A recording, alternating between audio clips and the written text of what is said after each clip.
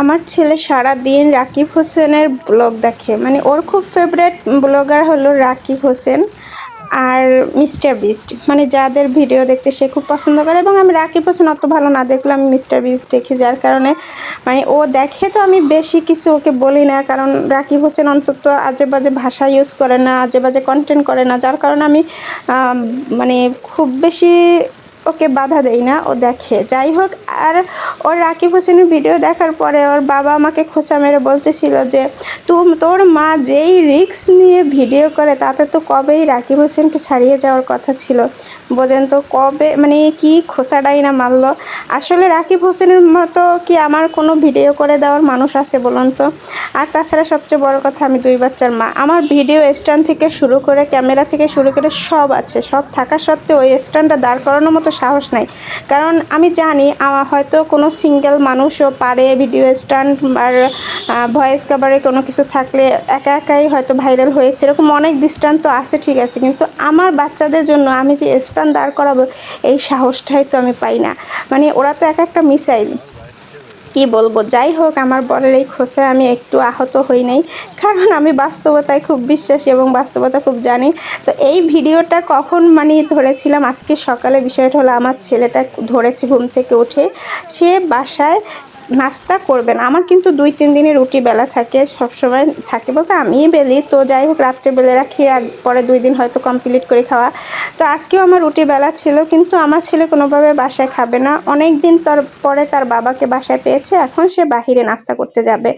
এই জন্য মানে যত প্রস্তুতি নেওয়া হচ্ছিল, তারপরে যাই হোক এক পর্যায়ে সেই জিতে গেল, আমি হেরে গেলাম। ওর বাবা বলতেছে আচ্ছা ঠিক আছে, অনেকদিন পর বাসায় আসছে, চলো তাইলে নাস্তা করে বাহিরে। আর আমাদের কিছুদিন ধরেই বাজার করব করে বাজার করাই হয় না। টুকটাক কাঁচা বাজার ছাড়া বাসায় অনেক কিছু বাজার দরকার ছিল, তো বাজার করার সুযোগ হয় না। ওর বাবা এত বেশি ব্যস্ত ছিল, যেহেতু অফিস ছুটি হয়ে যাবে আর অফিসিয়াল কাজগুলো এই ছুটির আগে অনেক বেশি প্রেশানে পড়ে যায়, যার কারণে বাজার করা হয় না। এই যে দেখুন, তো আর কি, যাই হোক আমরা বাজার করার ডিসিশনেও বের হয়েছিলাম। তো যাই হোক, আমার ছেলে ছোটোটা যখনই বাহিরে যাইবে, আমার বরটাকে কি পরিমাণ যন্ত্রণা যে দেবে, মানে ওর বাবাকে তার কোলে নিতে হবে, তার জুতো পরাই দিতে হবে, মানে আমাকেও চেনেই না। বিষয়টা আমার জন্য খুবই ভালো হয়, খুবই শান্তির মুখে। আর সবচেয়ে মজার ব্যাপার হলো, সে তার বাবার কোলে ছাড়া এক বিন্দু, সে তার বাবা না, মানে আমিও যদি তাকে নিয়ে বাহিরে যাই তাইলে এই কোলে ওঠা ছাড়া তার কোনো কথা নেই। আর এই কোলে ওঠার প্রেশানের জন্যই আমার এই বাসায় এখন খুবই কষ্ট হচ্ছে। আসলে আমার বাসাটা এত সুন্দর, তারপরেও ওর এই কোলে ওঠার প্রেশানের জন্য খুবই কষ্ট হচ্ছে। যাই হোক, আমরা যখন বের হলাম, তারপরে একটা লোক ছাগল নিয়ে যাচ্ছিল, দেখলাম আমাদের 2 নম্বর গেটে অনেক গরু ছাগল নিয়ে বসছে। তো আমরা বাসা থেকে বের হওয়ার সাথে সাথেই এই দুইটা দেখলো। আর বাবা একটু দরদাম করতেছিল, যেহেতু আমরা এখন পর্যন্ত গরু খাসি কিছুই কেনা হয়নি। তো প্ল্যান প্রোগ্রাম আছে, যদিও আজকে বিকেলে, এই যে অলরেডি বিকেল হয়ে গেছে, এখন ওরা যাবে, আমার ভাসুর আর আমার হাজব্যান্ড, তারা গরু কিনতে যাবে। তো যাই হোক, ওই সময় আর কি সকালবেলা সেও একটু দরদাম করছিল, দেখছিল কীরকম আসলে দাম।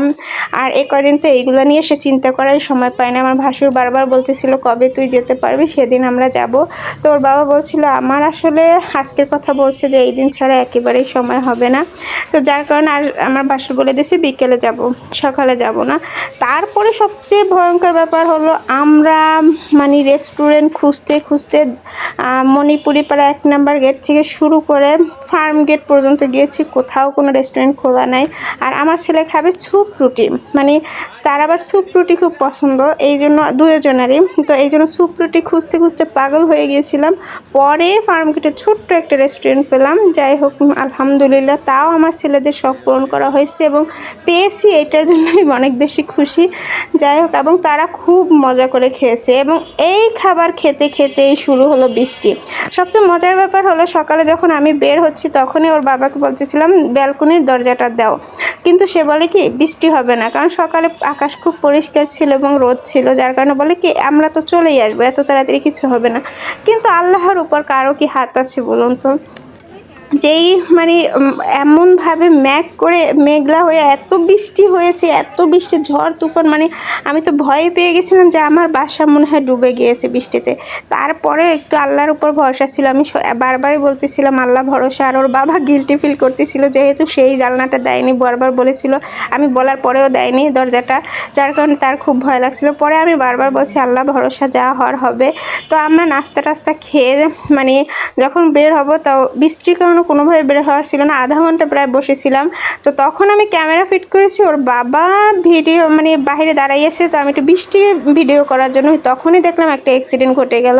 মানে আমি ক্যামেরা ফিট করার সাথে সাথে দেখি যে একটা রিক্সাওয়ালা মানে রিক্সা নিয়ে ঠুস করে পড়ে গেল। মানে আমার খুবই খারাপ লাগছে। আমি সবসময় যখন এইসব অ্যাক্সিডেন্টের ভিডিও দেখি তখন বলি যে মানুষ কি ক্যামেরা নিয়ে বসে থাকে, আর আজকে সেম কাজটা আমার হলো। যদিও ওর বাবার সামনে দাঁড়ানো ছিল বলে ভিডিওটা ভালো করে ওঠে নাই। তারপরে যাই হোক, বাসায় চলে এসে দেখতেছিলাম যে আমার বাসার পরিস্থিতি কি। মানে আমি এত ভয় পেয়েছিলাম, সত্যি কথা বলতে আল্লাহর রহমত বলেছি না, আমার মানে একটু ছিটা ছিটা পানি ছাড়া দেখুন একদম শুকনো, যেখানে অল্প বৃষ্টি হলে আমার বাসা একদম ডুবে যায়, সেখানে এত বন্যা বাতাস, কিন্তু আমার বাসার কিচ্ছু হয় নাই। এইটাই হলো আল্লাহর রহমত। আল্লাহর উপর ভরসা রাখলে সব কিছু পাওয়া যায়।